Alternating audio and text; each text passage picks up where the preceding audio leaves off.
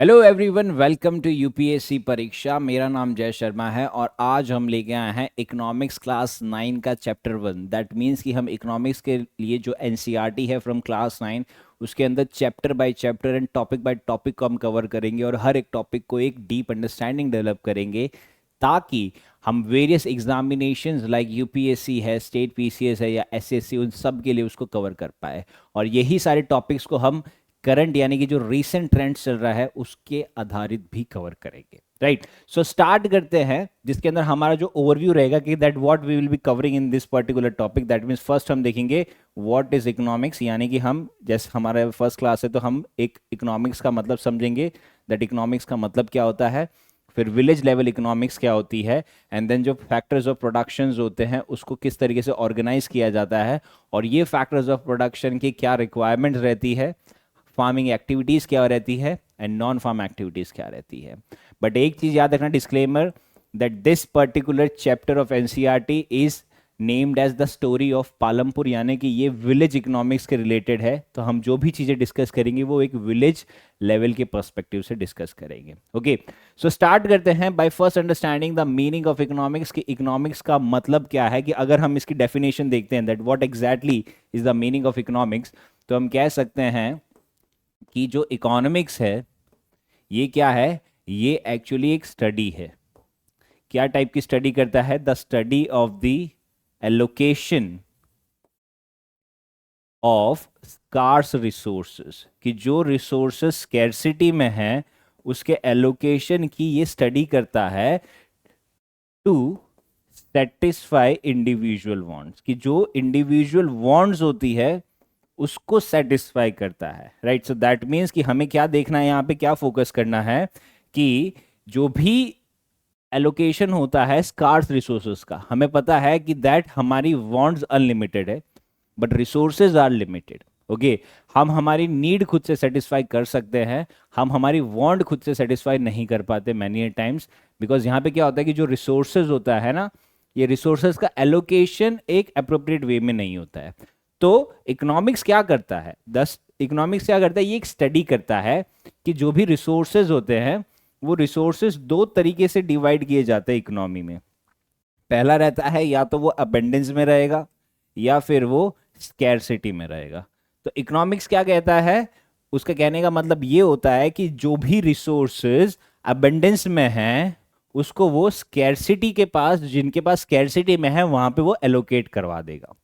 तो ये स्टडी को इकोनॉमिक्स कहा जाता है, या फिर हम कह सकते हैं कि ये स्टडी इसलिए की जाती है कि जो अबेंडेंस में रिसोर्सेज लोगों के पास है उसको एलोकेट करवाया जाएगा, यानी कि हम कह सकते हैं दैट इज रीएलोकेशन होगा, ताकि जो जिसके पास स्कैर्सिटी में है उसके पास वो रिसोर्सेज पहुंच जाए। ओके, तो उसके बेसिस पे अगर हम देखते हैं that the meaning of economics ये है कि ये स्टडी है of the allocation of the scarce resources to satisfy an individual wants. Okay, that means कि ये क्या स्टडी करता है कि सोसाइटीज अपने रिसोर्सेज को किस तरीके से यूज करता है ताकि वो प्रोड्यूस करता है एक वैल्यूएबल कमोडिटीज और उनको डिस्ट्रीब्यूट करता है among the different people. Right, so this is the meaning of economics. अब अगर हम विलेज लेवल इकोनॉमिक्स की बात करते, दैट विलेज लेवल पे जैसे हमने देखा था कि it covers the story of Palampur, कि पालमपुर लेवल की स्टोरी को ये कवर करता है। तो इसके अंदर फर्स्ट चीज क्या होती है कि एक विलेज लेवल पे हम देखते हैं कि इसकी ट्रांसपोर्टेशन फैसिलिटीज क्या होती है। एक बेसिक टाइप की ट्रांसपोर्टेशन फैसिलिटीज होती है इसके अंदर, जैसे ये है बुलक कार्ट हो गया, राइट, इसके अलावा थोड़ा मोटरसाइकिल हो गया, कुछ ट्रैक्टर्स हो गए, राइट, कुछ पब्लिक व्हीकल तो नहीं होते वैसे, वहाँ पे प्राइवेट ट्रांसपोर्टेशन ही होता है। तो इस टाइप के बेसिक लेवल का ट्रांसपोर्टेशन होता है। इसको वेरियस तरीके के लिए, वेरियस पर्पस के लिए यूज़ किया जाता है, या तो उसको एग्रीकल्चर के लिए यूज़ किया जाएगा कि आप अपने रिसोर्सेज को इधर उधर लाते हो, या फिर कोई भी टाइप का उधर शॉपकीपर होगा वो उसको यूज़ करेगा अपने प्रोडक्ट्स को मंगाने में या डिस्ट्रीब्यूट करवाने में, या फिर हम कह सकते हैं कि वहाँ के स्कूल जाने के लिए बच्चे या वो कॉलेजेस में जाने के लिए बच्चे उसको यूज़ करते रहेंगे। ओके, या फिर कोई और टाइप के पर्पस के लिए उसको यूज होगा। So these are the basic transportation, कि यहाँ पे बेसिक मोड ऑफ ट्रांसपोर्टेशन होता है in this particular sector. That means कि that is the village economics हो गया। फिर सेकंड चीज होती है that is the societal order. अब सोसाइटल ऑर्डर इंडिया में काफी ज्यादा डीप में घुसा हुआ है, तो उसके अंदर हम कह सकते हैं कि दो टाइप का सोसाइटल ऑर्डर होता है। एक रहता है अपर क्लास रहता है और एक होता है लोअर क्लास। ठीक है, तो ये चीज मेजरली इंडिया के हर एक टाइप के विलेज में रहेगा कि ये टाइप का सोसाइटल ऑर्डर रहता है। जो अपर क्लास होता है वो यूजुअली थोड़ा रिच होता है as compare to the lower class, और ये थोड़ा सा पुअर होता है as compare to the upper class. तो जो भी डिसीजन मेकिंग पावर होता है वो मेजरली अपर क्लास के पास ज़्यादा होता है विलेज में, एंड लोअर क्लास के पास कम होता है। सो दैट इज द आयरनी, या फिर हम कह सकते हैं इस टाइप का सिस्टम रहता है।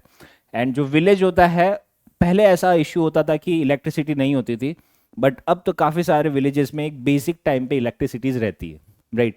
हालांकि जब बहुत ज़्यादा गर्मी हो जाती है, राइट, तो फिर थोड़ा बहुत इलेक्ट्रिसिटी का कट ऑफ रहता है, बट मेजरली ये चीज़ की अवेलेबिलिटी रहती है।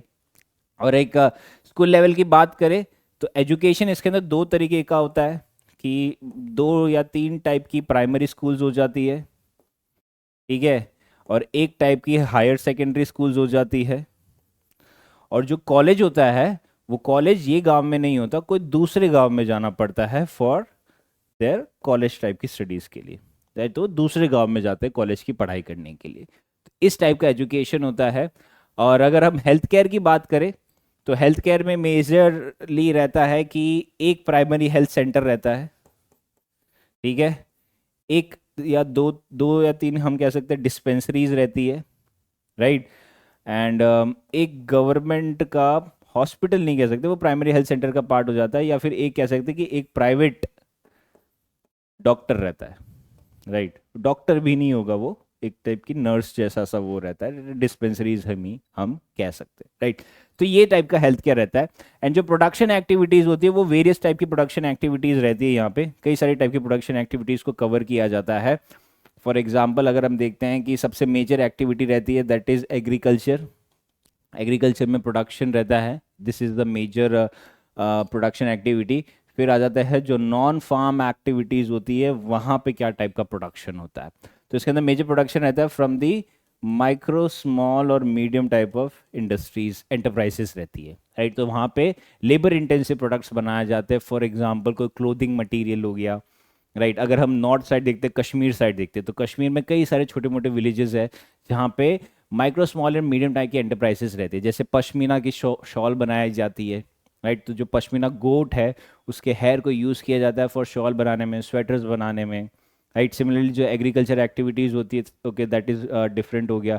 एंड इस तरीके की कई सारी एक्टिविटीज़ वहाँ पे की जाती है जो माइक्रो स्मॉल और मीडियम एंटरप्राइज पे रहती है। तो या तो फार्म एक्टिविटीज़ होगी या नॉन फार्म होगी। जो नॉन फार्म में प्रोडक्शन रहेगा उसके अंदर माइक्रो स्मॉल और मीडियम टाइप की एंटरप्राइजेस रहती है, right. So this is the basic overview of village economics. अब अगर हम और आगे बढ़ते हैं, दैट इज द प्रोडक्शन के बारे में समझते हैं। अब प्रोडक्शन एक ऐसा सिनेरियो है दैट ह्यूमन लाइफ है, वहां पे प्रोडक्शन होगा। जहां ह्यूमन लाइफ है वहां प्रोडक्शन होगा। क्यों? Because human life depends upon the consumption. क्योंकि ह्यूमंस को कंजम्पशन करना पड़ेगा अगर उनको सर्वाइव करना है तो। क्योंकि अगर वो कंजम्पशन नहीं करेंगे तो सर्वाइव नहीं करेंगे, और कंजम्पशन करने के लिए प्रोडक्शन करना पड़ेगा। कुछ चीज़ें वो खुद से प्रोड्यूस कर लेते हैं और कुछ चीज़ें कोई और प्रोड्यूस कर रहा है वो उससे परचेज कर लेते हैं। बट यहाँ पे जो मेजर रहता है that the aim of production क्या रहता है, is to produce the goods and services that we want, कि जो हमें चाहिए होता है वो चीज़ें यहाँ पे मिल जाती है। बट यहाँ पे दो टाइप का चैलेंज रहता है। पहला चैलेंज रहता है कि things need to be produced, and second रहता है the things should be distributed. कि हम यहाँ पे अगर रिकॉल करते हैं एडम स्मिथ का कॉन्सेप्ट, अगर रिकॉल करते हैं जहाँ पे उन्होंने कैपिटलिज्म के बारे में बताया था, तो वहाँ पे उन्होंने क्या बताया था कि मार्केट में एक इनविजिबल हैंड होना चाहिए। ओके, अब पॉइंट ये कहा था उन्होंने, ये कहा था दैट गवर्नमेंट का इंटरवेंशन नहीं होना चाहिए, यहाँ पे प्राइवेट का पार्टिसिपेशन रहना चाहिए। तो लोगों ने ये पूछा जब गवर्नमेंट इंटरवेन नहीं करेगी तो लोग सिर्फ सिर्फ प्राइवेट पार्टिसिपेशन रहेगा, तो डिसाइड कौन करेगा कि क्या चीज़ें प्रोड्यूस करनी चाहिए, ओके, एंड वो चीज़ों का डिस्ट्रीब्यूशन क्या रहेगा और उनका प्राइस क्या रहेगा। तो यहां पे एडम स्मिथ ने इनविजिबल हैंड का कॉन्सेप्ट दिया। इनविजिबल हैंड के कॉन्सेप्ट में क्या चीज बताई गई है, दैट कि जैसी मार्केट में डिमांड होती है उस टाइप की मार्केट में सप्लाई होगी। दैट मीन्स कि अगर मार्केट में आज के टाइम में डिमांड हो रही है, अगर आप रिकॉल करोगे दैट आज से 10-15 साल पहले मार्केट में अगर स्मार्टफोन के देखें तो सैमसंग के कॉर्बी टाइप के फ़ोन्स काफ़ी ज़्यादा चलते थे। दैट मीन्स वो काफ़ी ज़्यादा डिमांड में थे, तो उसकी सप्लाई ज़्यादा आ गई। फिर स्लोली एंड ग्रेजुअली हमने अपना स्मार्टफोन की स्क्रीन की साइज़ बढ़ाने लग गए, तो सैमसंग के बहुत सारे फ़ोन्स चलने लग गए। और अब वापस इवॉल्व हो रहा है, तो दैट मीन्स कि एप्पल के आईफोन ज़्यादा चलने लग गए। दैट मीन्स आईफोन की डिमांड ज़्यादा बढ़ गई, तो उसके अकॉर्डिंग उसका सप्लाई बढ़ गया है। अब यही डिमांड और सप्लाई के बेसिस पे क्या रहता है, प्राइस डिफाइन की जाती है। तो दैट मीन्स कि जो इंपॉर्टेंट क्वेश्चंस थे, फर्स्ट क्वेश्चन था कि things need to be produce. अब ये प्रोड्यूस क्यों करेगा, क्योंकि एक प्राइवेट पार्टी को प्रॉफिट चाहिए, उसको पैसा कमाना है, तो वो चीजें प्रोड्यूस करेगा प्राइवेट पार्टी, तो वो प्रोड्यूस करेगा। एंड सेकंड चीज बोली है कि जब ये प्रोड्यूस कर लेगा और पैसा कमाना है इसको, तो ये डिस्ट्रीब्यूट भी करेगा। और ये सप्लाई और डिमांड के बेसिस पे डिपेंड करेगा कि यहां पे प्राइस क्या सेट होनी चाहिए। ओके, तो इस तरीके से जो प्रोडक्शन है उसका ऑर्गेनाइजेशन किया जाता है, जिसके अंदर मेजर चीज क्या रहती है, दैट ह्यूमन लाइफ डिपेंड रहती है on the basis of consumption, right. वो कंजम्पशन पे डिपेंड रहती है, और इसका एम क्या है, to produce the goods and services that we want. और इसके दो सेट ऑफ चैलेंजेस रहते हैं, that is things need to be produced and things should be distributed. So these are the basic objectives of organization of production. अब अगर हम आगे बढ़ते हैं, that is the requirements for production, की production की रिक्वायरमेंट्स क्या है। तो चार बेसिक रिक्वायरमेंट है। जैसे सबसे पहली रिक्वायरमेंट क्या है, that land and other natural resources such as water, forest and minerals, यानी कि जो लैंड हमारा फैक्टर ऑफ प्रोडक्शन है उसकी सबसे ज़्यादा रिक्वायरमेंट रहती है। क्योंकि मेरे पास अगर ज़मीन ही नहीं होगी तो ना ही मैं उधर कोई टाइप की एग्रीकल्चर एक्टिविटी कर पाऊंगा, ना ही मैं कोई तरीके का मेरा इंडस्ट्रियल सेटअप कर पाऊंगा, ना ही मैं मेरा मैन्युफैक्चरिंग सेटअप कर पाऊंगा, भले ही वो स्मॉल है, मीडियम है या लार्ज है, माइक्रो है, वो मैं सेटअप नहीं कर पाऊंगा। तो that means this is our first requirement. कि फर्स्ट रिक्वायरमेंट क्या है, कि मेरे पास लैंड होनी चाहिए या कोई और टाइप का नेचुरल रिसोर्सेज होना चाहिए, जैसे वाटर होना चाहिए, फॉरेस्ट होना चाहिए और मिनरल्स होना चाहिए, तब जाके मैं कोई भी टाइप की प्राइमरी एक्टिविटी कर पाऊंगा। अब सेकंड रिक्वायरमेंट क्या है, दैट मेरे पास लेबर होना चाहिए, that is the people who will do the work. अब देखा जाए तो तीन टाइप के लेबर होते हैं। पहला जो रहता है that is the unskilled labour, दूसरा जो रहता है that is the semi skilled labour, and जो तीसरा रहता है that is the highly skilled labour. अब इंडिया में देखा जाए तो जो अनएम्प्लॉयमेंट सबसे ज्यादा बढ़ रही है ना, वो कौन से सेक्टर में सबसे ज्यादा बढ़ रही है, वो सेमी स्किल्ड में अनएम्प्लॉयमेंट सबसे ज्यादा बढ़ रही है। यानी कि ये जो सेमी स्किल्ड सेक्टर है इसके अंदर अनएम्प्लॉयमेंट काफी ज्यादा बढ़ चुका है। ओके, सेमी स्किल्ड में अनएम्प्लॉयमेंट सबसे ज्यादा बढ़ी है।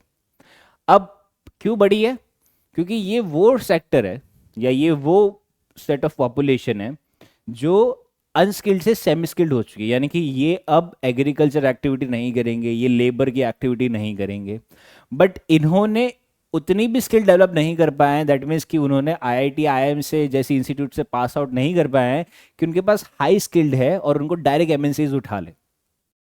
तो एमएनसीज इनको क्या बोल रही है कि even though you are graduate और you are post graduate but you are not skilled. तो इंडिया में सबसे ज्यादा जो अनएम्प्लॉयमेंट आ रही है वो सेमी स्किल्ड सेक्टर से बहुत ज्यादा आ गई है, कि यहां पे अनएम्प्लॉयमेंट बहुत ज्यादा है, राइट। तो इस तरीके से this is the second requirement, कि लेबर की रिक्वायरमेंट रहती है। और लेबर हमारे पास तीन टाइप के रहते हैं। अब ये इकोनॉमी में जिस तरीके की इंडस्ट्रीज इवॉल्व होगी उस तरीके की लेबर की रिक्वायरमेंट रहेगी। अब इंडिया में क्या हो रहा है कि जब हमारा ग्रीन रेवोल्यूशन हुआ, ग्रीन रेवोल्यूशन से पहले क्या था कि हमारे पास एग्रीकल्चर एक्टिविटी काफी लो थी, ठीक है, हमने इंडस्ट्रीज इतना अच्छे से डेवलप कर नहीं पाए थे। अब ग्रीन रेवोल्यूशन जैसे ही हुआ तो हमारे पास क्या हुआ कि डिमांड बढ़ गई लोगों की एग्रीकल्चर में। जो फार्मर्स थे उनके पास पैसा आया, प्रोडक्टिविटी बढ़ी, तो उनके पास पैसा आ गया। अब जब पैसा आ गया 1960s में, तो हमारे पास प्रोडक्शन नहीं हो रहा था, तो फिर हमने क्या किया, इंपोर्ट करना स्टार्ट कर दिया।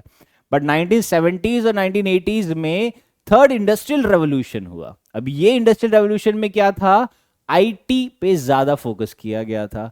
तो इंडिया ने वो थर्ड इंडस्ट्रियल रेवोल्यूशन को यूटिलाइज किया और इंडिया इस वजह से आईटी सर्विसेज में काफी ज्यादा आगे बढ़ गया और आज के टाइम में ये यूएस को आईटी सर्विसेज एक्सपोर्ट भी कर रहा है।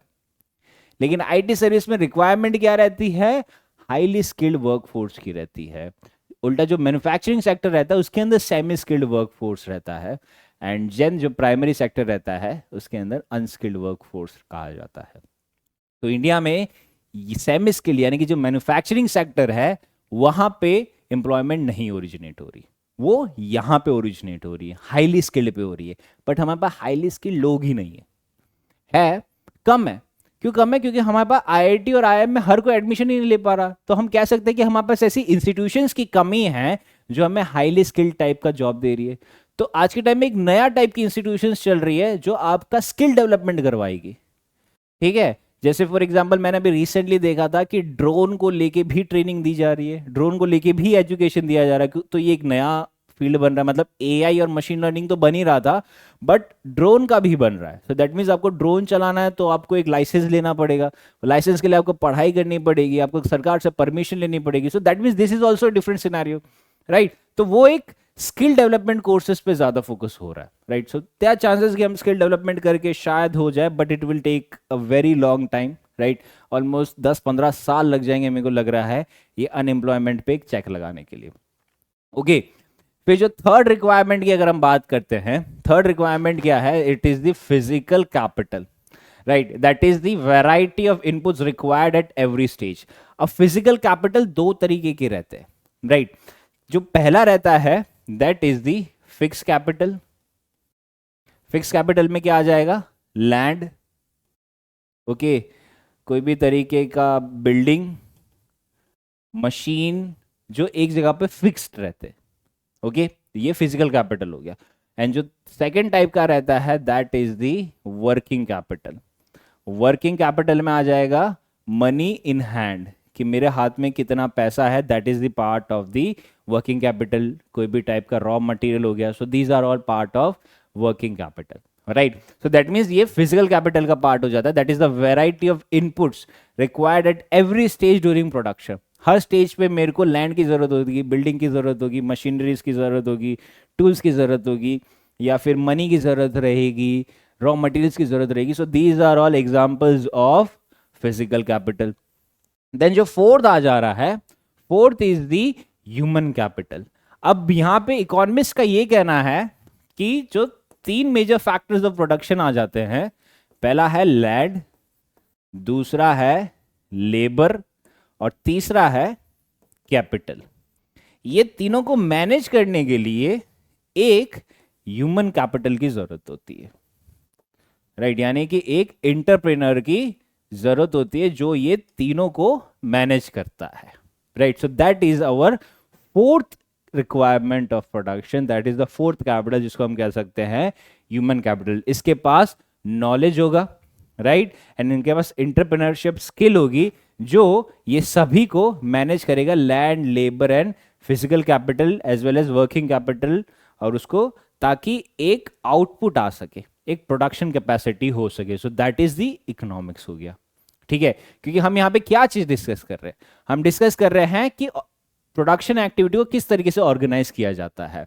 तो फैक्टर्स ऑफ प्रोडक्शन क्या देखा हमने कि लैंड एक फैक्टर ऑफ प्रोडक्शन है, लेबर एक फैक्टर ऑफ प्रोडक्शन है, और कैपिटल एक फैक्टर ऑफ प्रोडक्शन है। कि अगर मेरे को कोई भी तरीके का प्रोडक्शन करना है तो मेरे को ये तीन चीजें चाहिएगी, लैंड चाहिए, लेबर चाहिए और कैपिटल चाहिए। और फोर्थ जो चीज मेरे को रिक्वायरमेंट रहेगी कि एक ह्यूमन कैपिटल, कि एक इंसान चाहिए मेरे को जिसके पास नॉलेज हो, एक्सपर्टीज हो, कि ये तीनों को मैनेज करे और एट द एंड एक आउटपुट लेके आए जिससे यहां पे एक प्रोडक्शन कैपेसिटी स्टार्ट हो जाए, right? So this is the meaning of the organisation of production, कि पहले फैक्टर ऑफ प्रोडक्शन को आप यूज करो ताकि आप एक आउटपुट लेके आ सके, यानी कि आप प्रोडक्शन एक्टिविटीज कर पाओ। Okay, so these are the requirements for production. अब अगर हम आगे बढ़ते हैं, आगे देखा जाए कि इंडिया में देखते हैं कि फार्मिंग इन इंडिया क्या है, तो हमें ये मेजर चीज क्या पता है कि जो लैंड है इंडिया में दैट इज फिक्स, कि जो लैंड एरिया अंडर कल्टीवेशन है वो फिक्स है। ओके, कि एक फार्मर्स के पास कुछ टाइप की लैंड है वो फिक्स है, वो इतना ज्यादा चेंज नहीं होती है, वो एक फिक्स टाइप का कैपिटल हो गया। आप उसको बार बार, आपकी लैंड कम या ज्यादा नहीं हो सकती, तो वो फिक्स होता है। तो सवाल ये बनता है दैट कि एक पर्टिकुलर लैंड पे हम ज्यादा कैसे ग्रो कर सकते हैं, कि एक पर्टिकुलर लैंड पे आप ज्यादा कैसे ग्रो करोगे। तो इंडिया में ये काफी ज्यादा स्ट्रगलफुल चल रहा था। जैसे पहले कैसा हो रहा था बिफोर ग्रीन रेवोल्यूशन, कि इंडिया में फूड इनसिक्योरिटी थी, पोवर्टी थी, तो ये सारे इश्यूज चल रहे थे। बट जब 1960s में ग्रीन रेवोल्यूशन आया, तो उसके अंदर क्या था कि मैक्सिको से एक एग्रीकल्चर साइंटिस्ट आए, राइट, नॉर्मन बारलॉग, मतलब नेम देख लीजिए, नॉर्मन बारलॉग 1960s में आए थे, 1963 में टू बी वेरी प्रिसाइज। 1963 में इनको इनवाइट किया था कि इन्होंने मैक्सिको में कुछ सीड्स इंट्रोड्यूस करे थे, राइट। ये सीड्स क्या थे? High yielding variety seeds. दो जगह पे मेजर इंट्रोड्यूस करे थे, पहले वीट प्रोडक्शन में और दूसरा राइस के प्रोडक्शन में। तो इनको इंडिया में इनवाइट किया गया कि दैट क्या ये टाइप के सीड्स इंडियन कंडीशंस पे एप्लीकेबल है। तो इन्होंने यहाँ आए, स्टडी करी, कुछ चेंजेस किए, एंड देन इन्होंने इंट्रोड्यूस किया HYV seeds in India in wheat and rice. And इस पर्टिकुलर वर्क के लिए इन्हें नोबेल प्राइज भी मिला गया था इन 1970s में, नोबेल प्राइज भी मिला है इनको। ओके, सो दैट मीन्स ये इस तरीके का वर्क इन्होंने किया था जो काफी ज्यादा रिकॉग्नाइज भी किया था।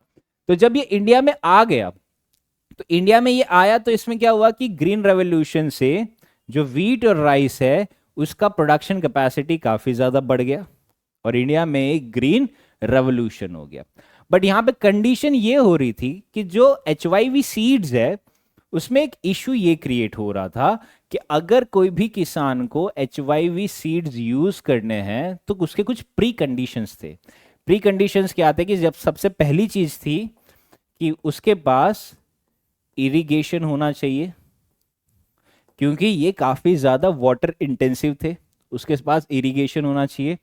सेकंड चीज, वो फर्टिलाइजर्स यूज करने पड़ेंगे उसको, एंड थर्ड थिंग, उसको पेस्टिसाइड्स भी यूज करना पड़ेगा। दैट मीन्स कि अल्टीमेटली खर्चा करना पड़ेगा। तो ये कौन मेजरली कर सकता था? ये वो मेजरली कर सकता था जो मीडियम या फिर लार्ज फार्मर है। जो मीडियम या फिर लार्ज टाइप का फार्मर है वो ये सारा टाइप का खर्चा कर सकता था।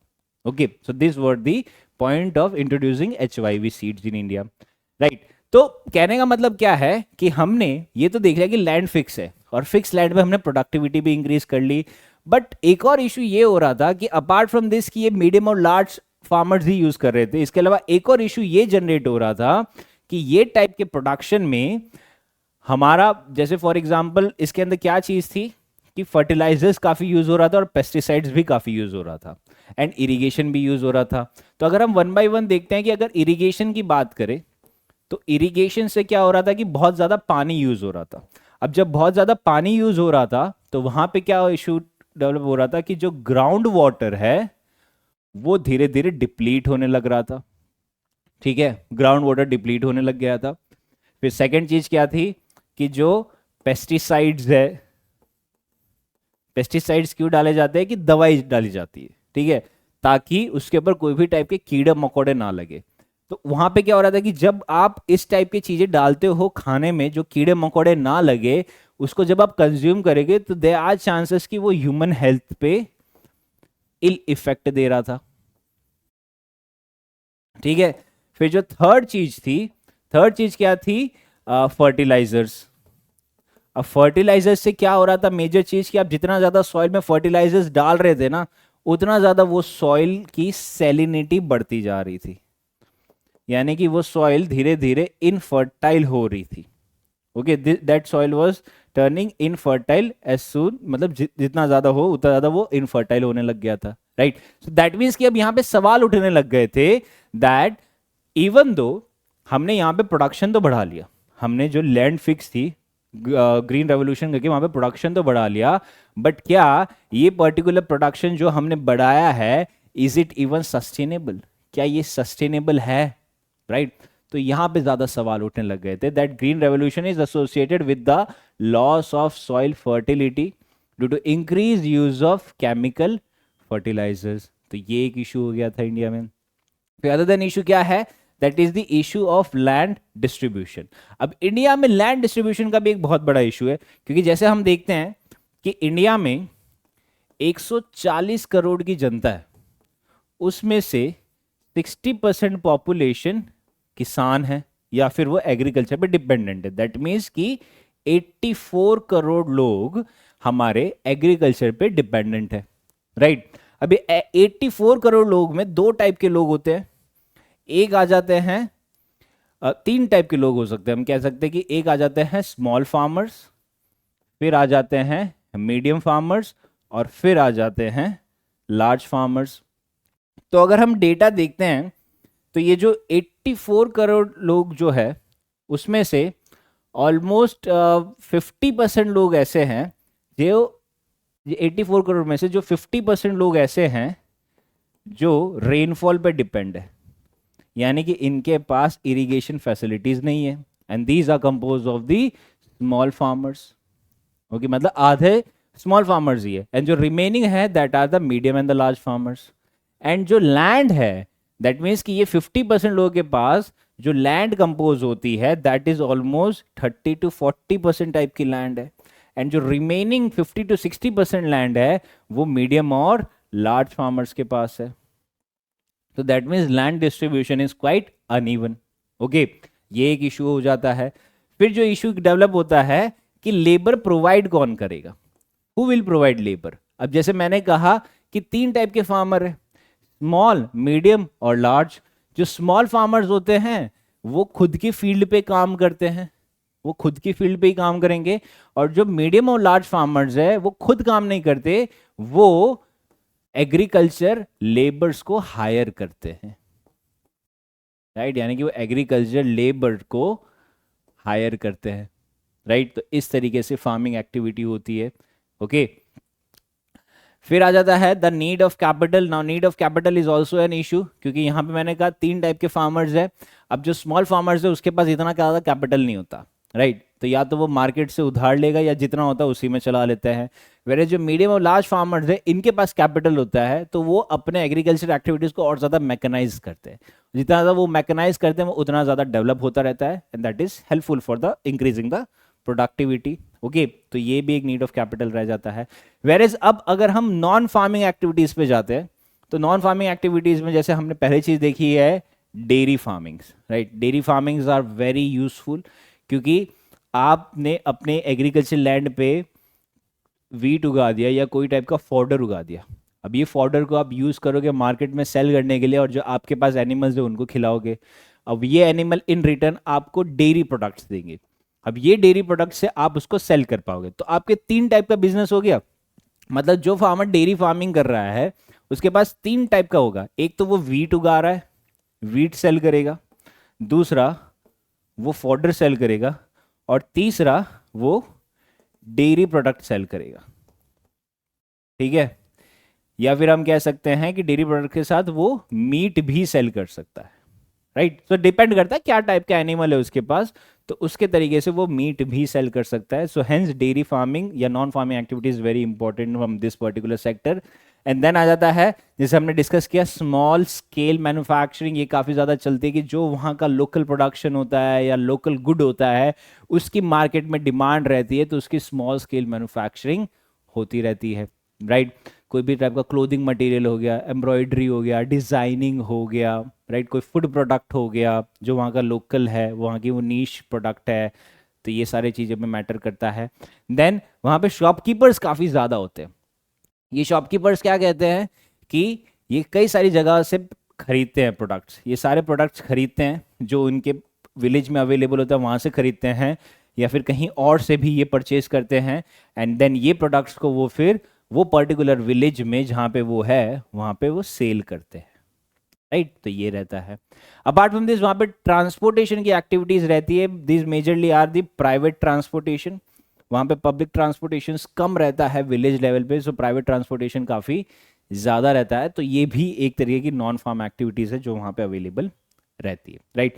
So this was it from today's video, जहाँ पे हमने एक विलेज लेवल की इकोनॉमिक्स समझी, हमने फैक्टर ऑफ प्रोडक्शन समझा, उसको यूज कैसे करते हैं वो समझा, उसकी रिक्वायरमेंट समझी and etcetera, right. So this was it from today's video. In the coming video will be covering more such kind of topics. Till then, stay safe and study well. Thank you.